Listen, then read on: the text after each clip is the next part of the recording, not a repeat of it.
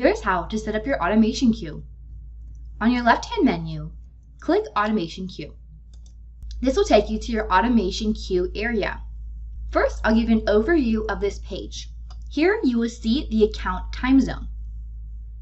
Keep in mind that the automations will run based on the account time zone, not on the time zone of the computer. In the attention area, here are a few tips that I would recommend reading before you set up the automation queue. To the right, you can see currently logged in social profiles. These are profiles that were logged in on this account when your extension was installed. Now scrolling down, here are your pipelines with stage automations. If you want to disable all automations scheduled at once, you can disable all by clicking this button here. So here are the names of the pipelines that have stage automations. If you click the arrow here, it actually will take you to that pipeline. So let's go ahead and expand one of the pipelines here. All the stages with automations built on it will appear here. You can see the amount of leads visible on this stage. You can see the social profile that will be used to run the automation. And then you can see once we schedule the automation, when it will run. You can edit the automation queue here. You can run the automation by just simply clicking this button here. And if you want to see a log or record of the automation, you can click here. So let's go ahead and schedule your first automation. Go ahead and click the schedule button. You will want to enable the automatic run. Down below here, you get to choose when you want to run this automation. You can either run once and then set the time and date for that one automation run. Or if you select here, you can actually run the automation periodically. So I'm going to go ahead and select this option here. So now I'm going to schedule the automation to run on an interval from now on.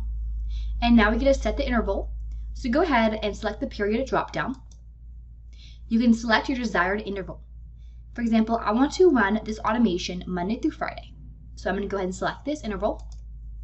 And then you can set the time at which this automation will run.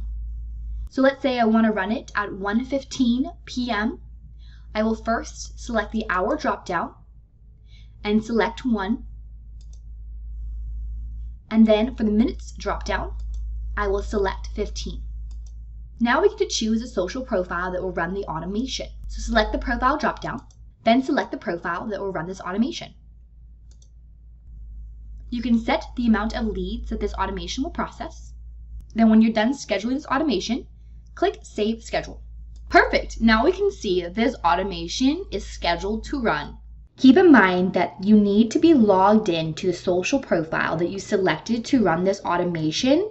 The automation will not be able to run if the social profile is not logged in at the time of the automation beginning. If you would like, you can now schedule your next automation. So for example, if you want to schedule your next automation, you'll just click Schedule on your desired automation that you want to schedule. And then you're going to repeat the same steps that we just did with the other automation, but just set the interval time and date to run at a different time.